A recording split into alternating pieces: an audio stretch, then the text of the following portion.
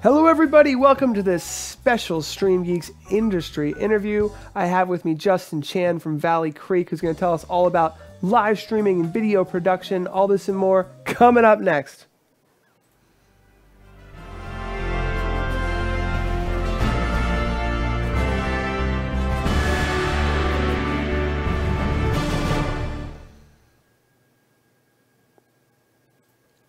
So Justin, thank you so much for coming in the studio today. I'm happy to be here. So tell me a little bit about the inspiration behind your business, Valley Creek Productions.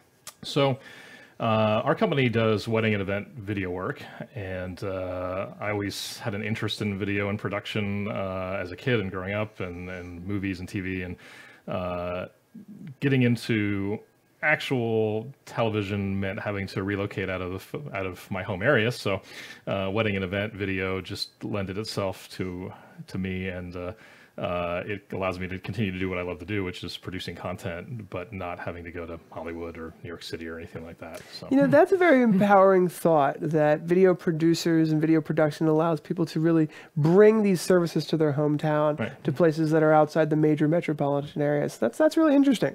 Tell me about, who is your typical customer out here in the Chester County area? We're right outside Philadelphia. Sure.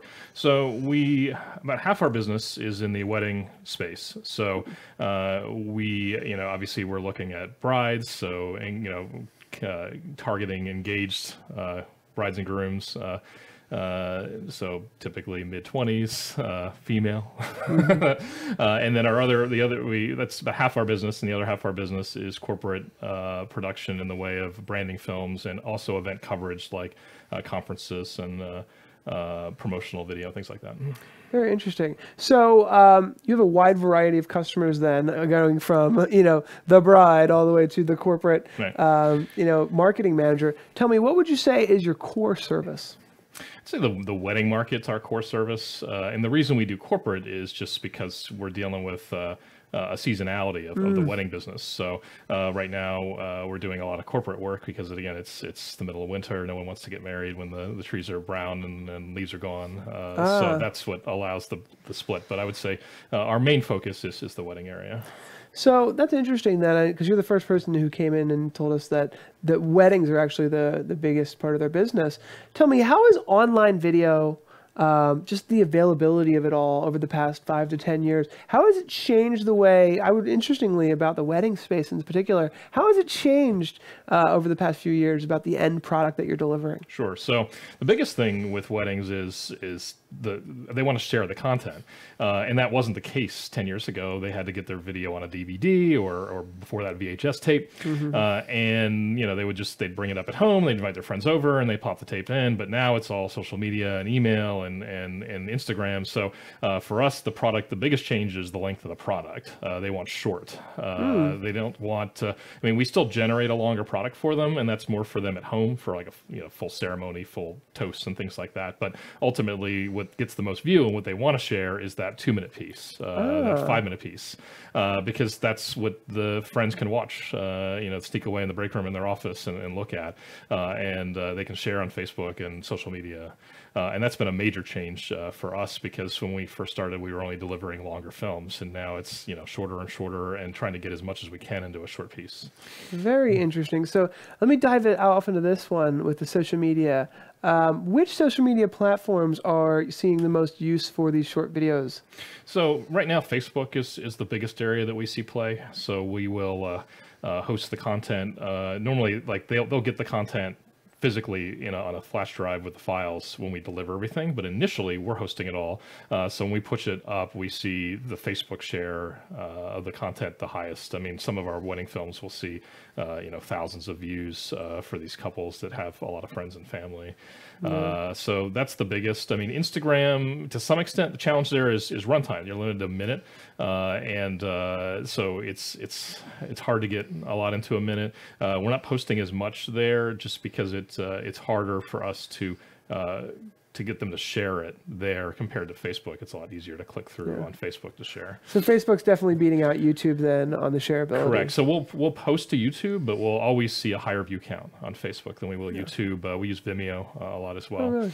Vimeo just gives a higher quality video than Facebook, and there's no ads, at least for us. So But yeah, we find Facebook is the, and I dislike Facebook because they compress our content and it doesn't look as good. But that's where the biggest play. And for us as a marketing tool, the brides are sharing it, and then other brides, potential brides, are seeing it, and we get a lot of leads that way as well. Wow. Very interesting. So Facebook over the past year, it seems like they want to be the next TV, if you ask me. They've got the new watch feature.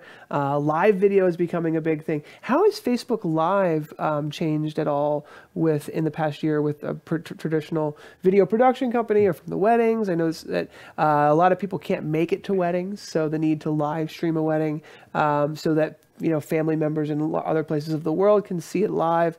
Tell me about live streaming in Facebook in particular, since it seems to be such a good place for you. So at least in the wedding on our end, we're not really being hired to stream content. I mean, we do see family members, with their phones and iPads in the aisle streaming content.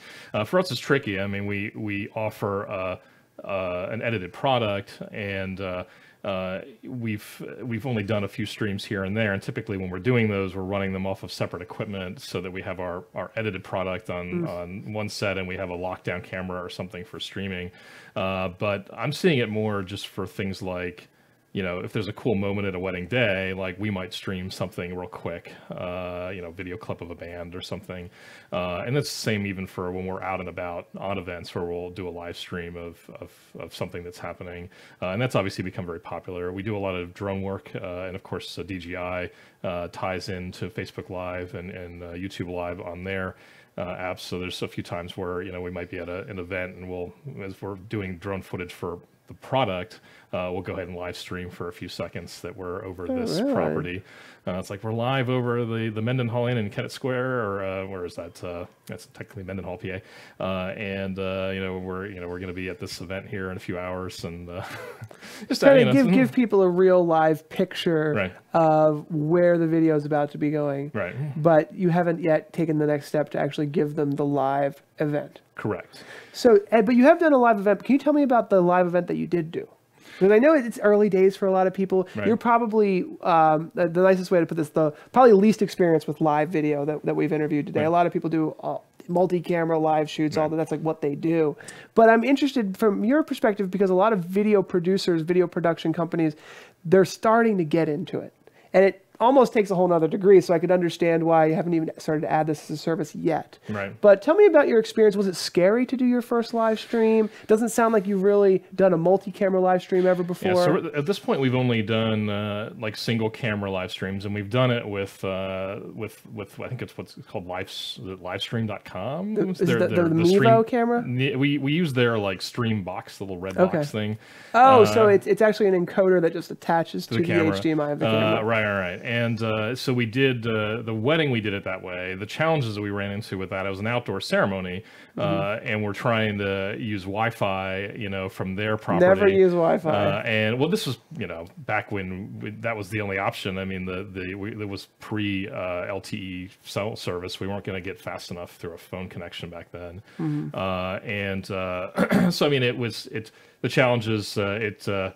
I feel like it definitely cut at one point, early on, and there was, fear with that. So I mean, we were very non-committal in our contract with them when it came to what we delivered. I mean, we delivered the edited product, but when it came to the stream, like when we had challenges, because they had a major thunderstorm in the middle of their wedding, and it caused people had to move indoors, so there's a lot of shifting around, and during that whole hullabaloo, the stream went down because I think their Wi-Fi probably had cut out, probably had power hiccups or something. So they were able to reestablish it afterwards. But yeah, I mean, that was the only wedding experience that we have. We've done corporate-wise a lot of single cam live stream, and a lot of times it's the ones that we've done to date are not to the masses. They're internal streams for use for. Like we've done a few work for companies that medical research companies that are focus groups, and they have a team of researchers in another location, and they're streaming the content back. And again, single camera, locked, no fanciness. So we haven't done the multi-camera stream yet. I mean, I know there's a lot of products out there that can do that, and it's just as of now we haven't dived in there. It's not that I wouldn't be. I mean, obviously there's any fear using new technology. I wouldn't be afraid to do it. At this point, I just haven't had the opportunity with the clients that we've had yet. Yeah, I'd be interesting to see where you are in the next 2 to 3 years if there's a larger demand. If you look at sometimes the demand for something that's a new technology, in the beginning there's the innovators, and I think we're kind of past that stage, and then there's the early adopters.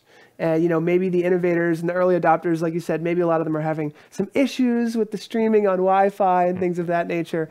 But then as the mass adoption comes through with Facebook Live and YouTube Live and now Instagram Live and Twitter Live and all the social media platforms starting to kind of grow towards that, I think you'll see that more of your customers are going to be asking for it, especially because when you go live and you have multiple cameras, they can all still be ISO recorded, meaning every camera can still be recorded for post-production. So you can kind of do both in one.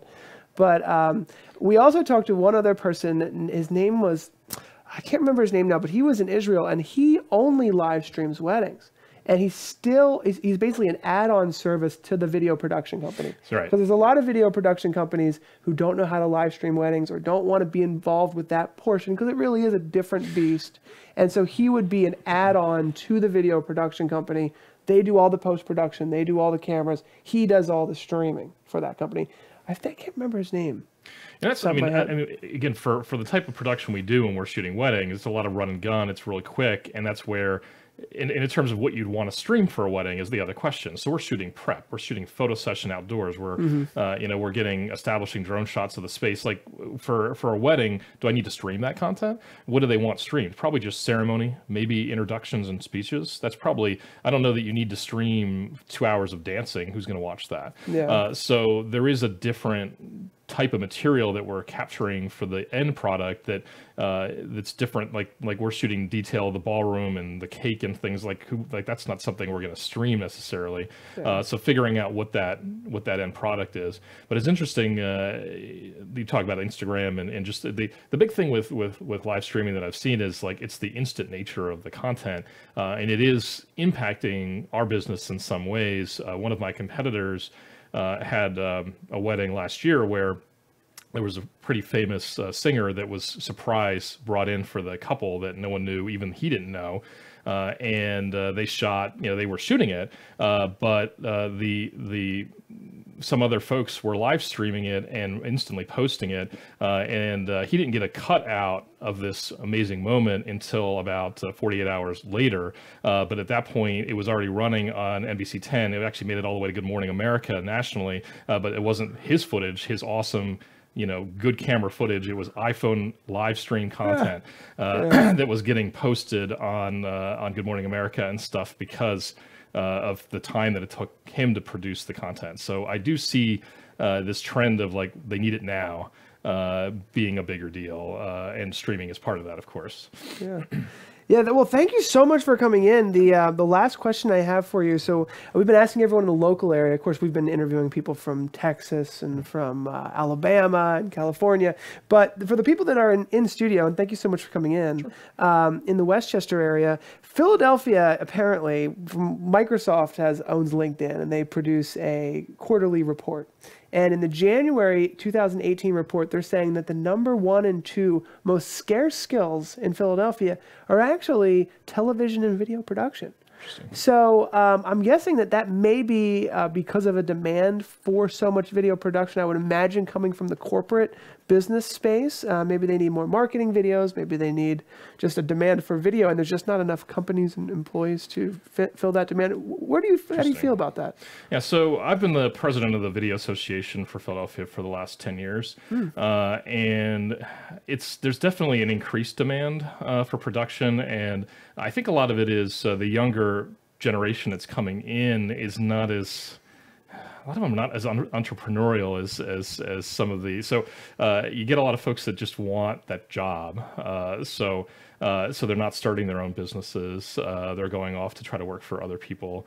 In terms of the increase in demand and the fact that there's not enough people, that surprises me a bit. I mean, there are multiple schools in Philadelphia that are turning out tons of graduates in this area on an annual basis. I never have a shortage of editors or videographers. When I put out a posting for one, I always get probably, just a job posting alone, I'll get 30, 40 responses for people looking for editing jobs or shooting jobs. So it might be, and if you're looking at maybe the skill level of the people that are there, it may, and I will say that's, there's a lot of newer talent coming in, not as many folks that have been seasoned in the market. So that could be where the challenges are finding the right people, because again, if you're looking at high-end production, so television level production, there's not as much work here as there would be in New York or LA or some of the other film markets. So people are going to, your higher skilled professionals that do that are going to gravitate to those areas, whereas the corporate and the weddings and the event work and stuff is what's going to be more prominent here. And there's just not enough higher skilled labor that's here for those areas. It was just interesting, and I wanted to mention. So I didn't know that you were involved with the Philadelphia video organization. Also, your company was in the top 3 Philadelphia video production companies, I noticed, and then also mentioned as one of the prominent Philadelphia wedding companies as well. Yep, we're rated a Couples Choice for Wedding Wire. That's been the last 8 or 9 years, and also for the Knot Best of Weddings. Oh wow, that's a prestigious award. Yeah, and those are both very very prominent wedding organizations, of course. Well, congratulations for that. Thank you so much for watching, everyone. Share this with someone in Philadelphia area who might be interested in having a video for a wedding. Obviously, anyone out there in the video production world, hopefully you've taken away some interesting insights. Don't forget to share this video on YouTube or Facebook. Give us a like. Check out Justin and Valley Creek Productions. Thank you so much for watching, everybody, and take care. Thank you.